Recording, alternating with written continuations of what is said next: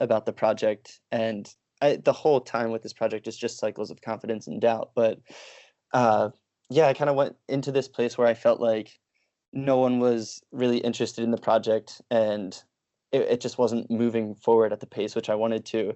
And then I met this girl, Kalia, and she was telling me about getting her degree in college, and she said that she would go work at PNC Bank from 8 a.m. to noon every day, take classes from noon until like 5 p.m., and then from 5 p.m. until the nighttime, she would work at the mall just so she could afford to pay her way through college and get her degree. And that was such a huge it just like I feel like it brought me out of this place that I was in and kind of woke me up again, because I was like, she did so much work.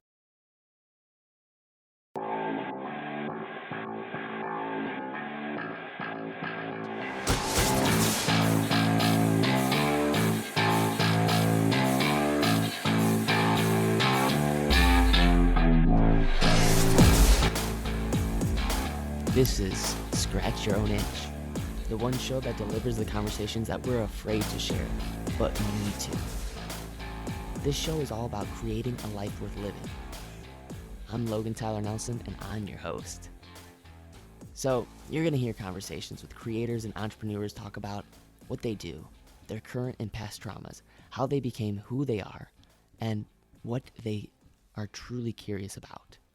This is the show where we talk about the things we think about a lot, but need to talk about more. Please take note that this show is not a substitute for actually creating a life worth living, because this show will stir your beliefs, make you question what it means to create a life worth living. So my promise to you is to always give you one question to answer for yourself today, to start turning your dreams into a reality.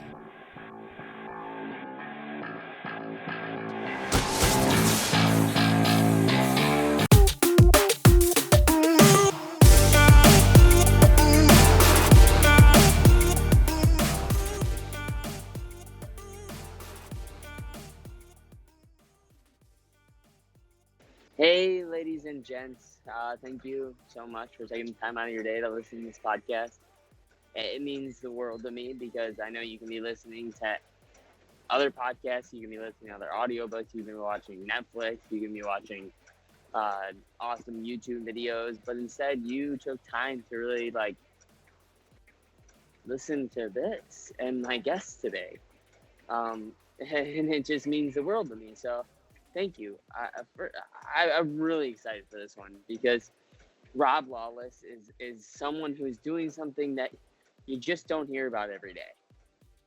He graduated with a degree in finance from Penn State, worked in many different sort of like tech startups, and then embarked full time on his own journey to spend just an hour a day one-on-one with 10,000 people.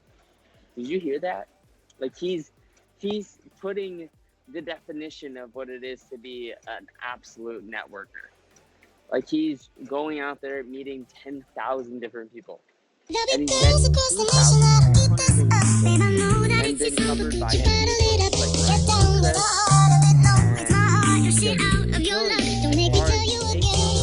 people and making it count.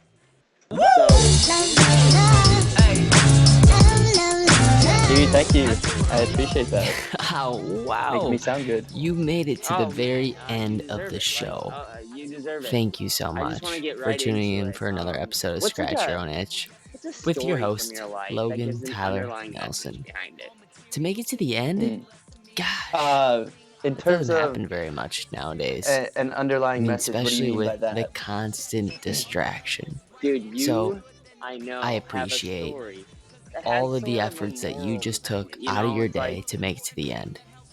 And if you hit know, that subscribe maybe a story button recently and with leave a meeting review, somebody, you'd and all of a have sudden you no realize that idea this what that little would mean to me. story taught you So this thank you gem, so or much this piece of for wisdom. taking the Oh time yeah, to hit that subscribe I button. think so. And if you leave a With every review, story I hear, check there's it so out. many different messages, Just and a lot of them screenshot it, are send it to me, me and I expanding my love to perspective, host but your review one that out really on the show. so one of the things I'm really But big on nowadays don't is ever like forget, what's a like I problem say, versus what's an you inconvenience. matter and you're And that was enough. something that I had to learn in my life. And so how all this I had happened. met this Love for dude, all my Chris, fans, love for all the shows, was got love half for all German, my half South memories, no African. He was matter where I working go, as a even if hotel I'm out to concierge nothing. in I know Philly. there's always something. It's not a And I fitness learned that test, when he but was it'll 16 always. years old, he was living in Romania, and he traveled over to the States to go boating on the Hudson River with some friends. Ended up falling off of the boat and was run over by it, and his legs got sucked up into the engines of the boat, and essentially he described it as if his legs were put into a blender. And so a lot of the muscle was chopped off of the bone. He lost 5 of 6 liters of blood, was given a 12% chance of ever walking again and a 15% chance of living, and beat both of those odds and walked around Philadelphia for an hour with me. So that the message behind that for me, something I've kept with me, is just whenever I feel like I'm going through something in life, I have to stop and think to myself, is it something that's just an inconvenience that's making today a little bit harder, or is it a problem? Like, as if my legs have been chopped up in the engines of a boat, or is it just something small that I can kind of push past? So that has been a huge one for me. Wow. Oh my God. Oh, that is like, I mean, I've had so many stories now, and that one really sticks out. It's just, that is crazy. And I love that delineation that you have to make. What is a problem and what is just a inconvenience? That is incredible. It kind of leads me into my next question because, you know, I think that everyone has a special skill set. What do you want us to know about your special skill set or industry that you're currently inside of? Sure. So I think and I don't even know if there's like a good term for this, but I think my skill set is something that I've had, and I can trace back to high school and grade school and college, but I've always been the nice guy. So the guy in like high school that was too nice for the girls to want to date or something like that.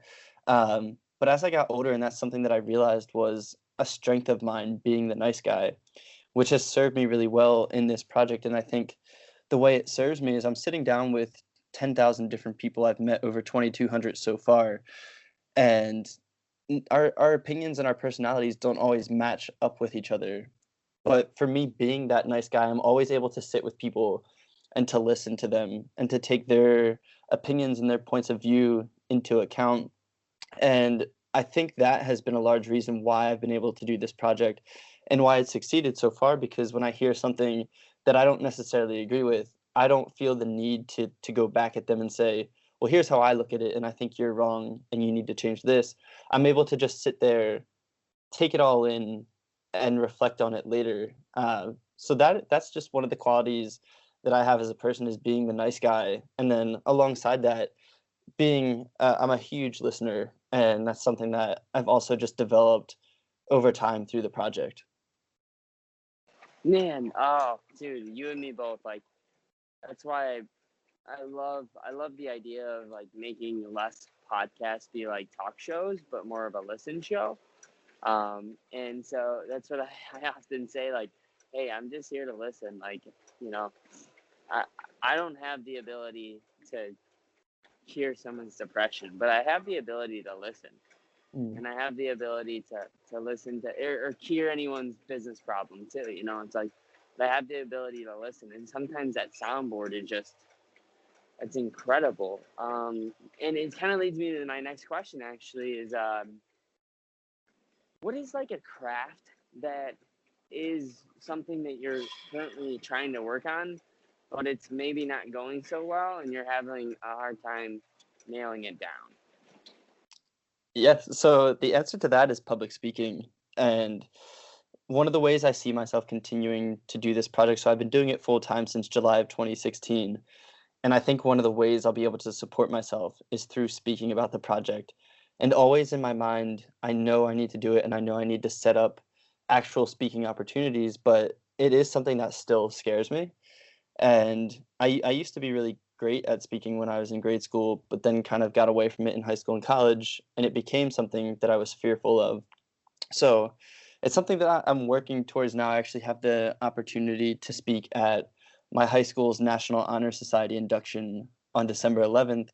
But I haven't written the speech yet. Haven't really practiced it at all, and I still have a little bit of anxiety every time I think about it, and that goes for whatever future speeches I have as well. So that is a craft that I hope someday I can talk to you and say, hey, I've kind of gotten a lot better at this and mastered this. But for now, it's not going well strictly because I'm not willing to face that fear head on yet. But I'm hoping that this National Honor Society speech opens me up to that and puts me in a place of comfort. And, a lot of 2019, I think what I'm going to do for myself is push my boundaries and push outside of my comfort zone and just set up speeches when they do scare me so that at a future date, they don't. That is amazing, man. That's just, I'm giving you a huge virtual high five and bro hug right now, because that is awesome. Like, that is so cool that you're able to actually say, like, hey, this is something that I want to get better at. But I think you're already really good at it, and you might just be like kind of critical of yourself, which we all go through, right? Sure. Like, we're all so critical of ourselves. But I'm really curious about all the people that you've met. You're on this project. Who is someone that, because I don't want to like try to like narrow it down, because I'm sure every person that you've met is just amazing. But who is someone that really keeps staying inside your brain, and you're trying to get them out of there, but for some reason you just keep being reminded of this person because they've just had such a huge impact on your life? Sure. So recently I met this girl, Kalia. I met her a few weeks ago, so she is recent. But I was in this place, so I lived in Los Angeles from February until October. And so I just got back to Philly. My whole routine of the last 9 months has been shaken up. I'm settling back into a place where people are just starting to find out that I'm back, and so my schedule's not entirely full. And I was dealing with cancellations and people rescheduling pretty much every day. And so that kind of put me into a place where I felt like no one really cared about the project. And the whole time with this project is just cycles of confidence and doubt. But yeah, I kind of went into this place where I felt like no one was really interested in the project, and it just wasn't moving forward at the pace which I wanted to. And then I met this girl, Kalia, and she was telling me about getting her degree in college, and she said that she would go work at PNC Bank from 8 a.m. to noon every day, take classes from noon until like 5 p.m., and then from 5 p.m. until the nighttime, she would work at the mall just so she could afford to pay her way through college and get her degree. And that was such a huge, it's just like, I feel like it brought me out of this place that I was in and kind of woke me up again, because I was like, she did so much work just to get her college degree, and here I am working towards what is my dream, and I'm feeling sorry for myself that other people aren't investing in me. And so that has stuck with me, because now I have this kind of mantra of creating opportunities for myself. And so because of her, I put together a list of like 100 press companies that I want to reach out to, and I'm going to put together 100 brands that I'd like to partner with, and sort of take action toward making things happen for myself. So she has been someone who's really positively impacted me over like the last month. That's awesome, man. That's a huge shout out right there. Like, it reminds me of the quote, and I don't know who said it, but it's not about you. Like, it's just not about you, Yeah. Like, it's never about you. It's what you're doing for the other person. And when you do that, it's kind of like a huge relief in a way. So I know for a fact you're a very studious and studied man. What's one of your favorite books and why? Yeah. So I would say, to tie it into my project, kind of one of the books that has impacted me in my life is Outliers by Malcolm Gladwell. And it kind of just takes this analytical approach to trends in life. Like, it talks about the fact that hockey players who are born in January and February tend to be better than those born in October and November, because if you look about it, they essentially have a full year of development, the earlier babies than the ones later. And so that's just an explanation of why they tend to be better. Another thing was the 10,000 hours theory. So the Beatles played about 10,000 hours of music and shows before they were the Beatles that we know today, the Beatles who are deemed to be the greats. And so that was a big life lesson about just putting your time into honing your craft and mastering it, and kind of an inspiration behind why I wanted to meet each person for 1 hour at a time. But besides that, I did read a book last year, which is called A Curious Mind, and it just fit right into what I'm doing. It was written by Brian Grazer, who is a Hollywood producer. He produced like 8 Mile, American Gangster, Apollo 13, and throughout his career, he's done these curiosity chats with people outside of his industry just to learn what their lives are like. And for me, it's just really cool to see that, because it's encouraging to know that you can take from other people's stories and use that in a very valuable way for something as big as a Hollywood producer career. So it just makes me feel good about myself. And it's a really interesting read for those who want to understand the value of human connection. Dude, that's awesome. That's so cool. I'm going to check out that book. I know of Brian Grazer. I listened to an episode of his with Tim Ferriss. He was on his show. Oh, nice. Great. You got to check it out, man, if you have the chance. Yeah. So good. Oh, man. Yeah, that guy's a brilliant talent. So, all right. So this is the one thing that I really get, I guess, a little upset with is social media and the way one presents itself versus the way that they really are. Mm-hmm. So I guess, like, what is something right now that you see on social media that kind of like frustrates you, that you wish you saw less of, or you wish that you saw more of?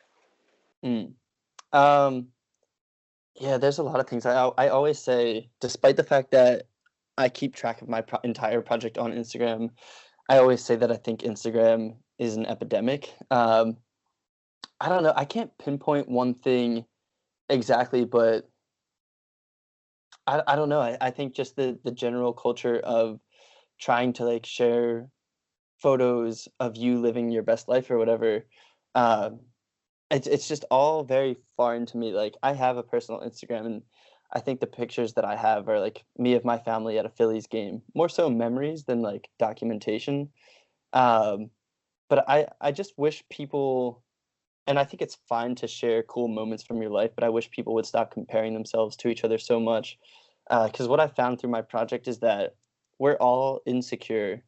We all don't have the answers to the questions in life. None of us really know what we're doing. We're all working towards finding out our purpose and kind of working on ourselves every day. And so I just wish, like, I wish maybe offline, outside of Instagram, that people just realize that more often. And that's why I'm a big advocate for people connecting with each other in person, because when you talk with someone and you get the candid side of them, you realize that we are all human.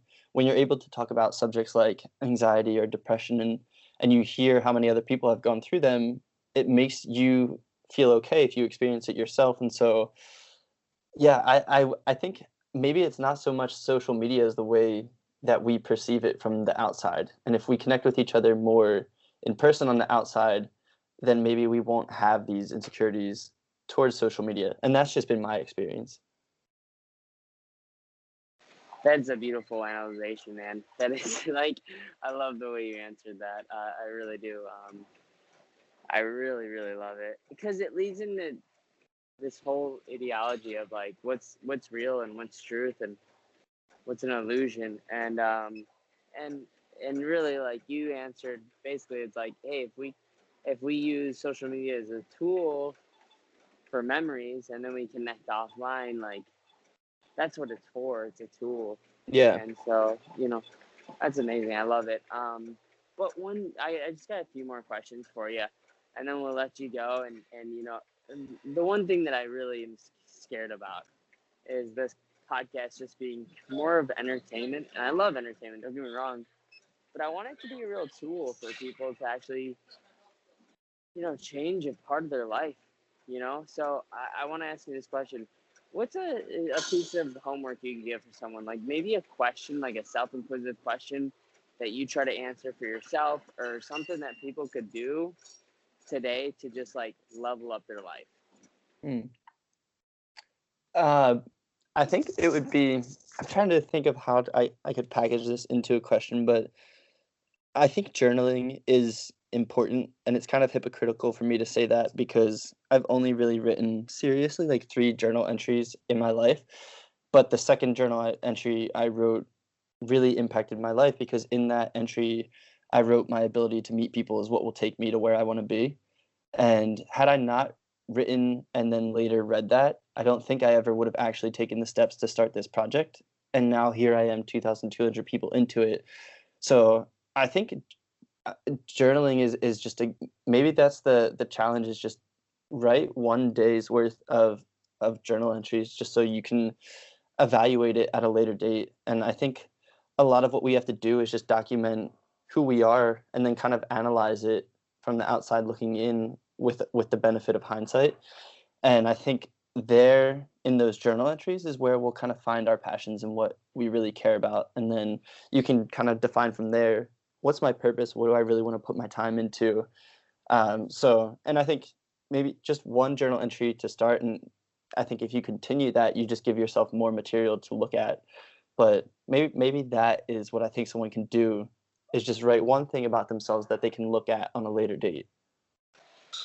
Man, that's awesome. That's so cool. I really do agree so much with just getting stuff out of your head. And if it's inside your head, I just listened to Kristen Bell talk about this on another podcast where she said, like, her mom actually told her when she was young, when she was growing up, is that, like, if you have all these racing thoughts and you can't make a choice, like, you're doing one thing and then you're like, I don't want to do this anymore, and now I'm doing another thing, and then you're like, I don't want to do this anymore, and now I'm doing another thing, and or even like maybe it's a simple choice of like, should I get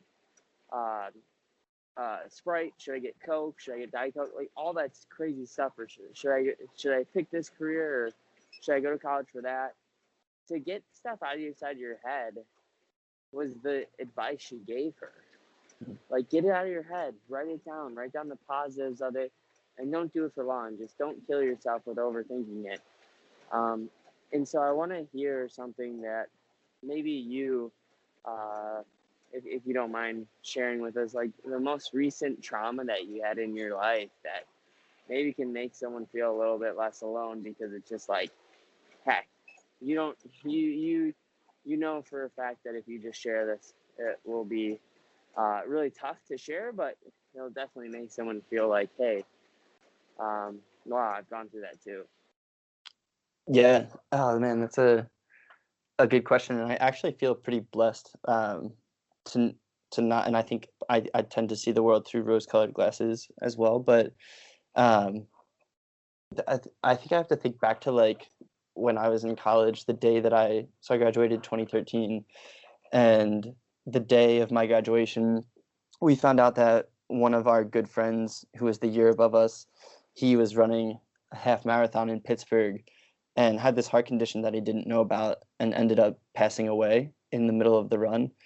And so that was kind of the last time that I was hit with like a big trauma like that. I think I tend to associate trauma with losing family members or loved ones. And that was really tough, but my friends, we were able all to kind of like band together and go through it as one. And I think that is something that I found through my project, is like finding it. So first off, I feel if you're going through something, there's always someone else in the world going through that same issue with you. And you can seek to find those people through human interaction. You can seek to find them through sources like Reddit, where everyone's always kind of being their true selves, or just like anywhere online. But I think going through that with my friends helped a lot. And now hearing the stories of other people through this project and what they've gone through, I feel like it's just building this armor for me should I go through traumatic situations in the future. And that, again, like I just believe human connection is so important for that piece, because once you're exposed to these things that other people are going through, it puts everything in perspective and it gives you a resource to lean on when you're going through your own things. So that's pretty much it. Man, thank you for just opening up like that, man. Like you're so on it with what trauma is. I have a very similar definition of trauma too. I lost my mom when I was 11, and so when you lose someone close to you, a friend, a best friend, or Mm-hmm. family member or something, there's just nothing like it. It's like that idea that you will never ever be able to talk to them again just robs us. Mm-hmm. Oh man, just robs us of any happiness that you had. Oh, Yeah. oh, And I will say, because of that, because of like my interactions with people like you who've lost loved ones, I try to actively appreciate the time that I have with my family and friends so much more, because I know that there will come a day when I'm not surrounded by all of them. And so I feel like I'm currently building up my bank of memories with everyone that I care about, and just trying to appreciate every moment I have with them in person. So when that day does come, I feel like I didn't waste any time. man, I think that is the best habit that you can possibly ingrain in your head. I talk about that often to people. I'm like, just spend 3 minutes a day if you feel like you're just super busy, with just connecting with old time friends and just sending them messages, not because you need anything, but just to say, hey, how's it going? What's going on in your life? So I'm totally with you, and spending time with them. When you do spend time, really like spend quality time with them. But Mhm. anyways, I'd like to round this out. I know there's a few people that, for sure, a few people, if not more, that want to reach out to you and maybe connect with you. And I actually would love to put something together. If you actually message me and Rob with what you've learned from this podcast, just like 2 things that you've learned and taken away from this podcast, I'd love to send you a few gift cards on me, um, just just to say thanks. And I appreciate the time that you take to actually use this podcast as education instead of just entertainment. So where can people find more of you? Sure. So I keep track of everything on Instagram, and my handle is at Rob's 10K friends. So for each post that I have a picture of the person I met, and then I document a little bit about their story, just from what I've learned throughout our casual conversation together. So yeah, and I that's great that you do that. I would love to hear what people learn from the podcast as well, and if anyone ever wants to meet, I'm in Philly right now, but I plan to hopefully travel a lot in 2019. If anyone ever wants to meet, they can feel free to just shoot me a direct message on Instagram, and that's where I'll talk to them, kind of like you and I did. Awesome. Yeah. And he's super responsive for anyone who does this. Like, the guy is probably busier than heck with messages, and he'll get right back to you. And so, Rob, thank you so much for coming on the show. If anyone's listening to this and they found it inspirational at all, or a little informative, I hope a lot of informative, hit the subscribe button, share it with a friend. That means the world to me. And Rob, I know this won't be the last time we'll be talking, man. Yeah, absolutely, and thank you, Logan, for having me on the show. Really appreciate it, and appreciate your words of encouragement throughout. Thanks, man.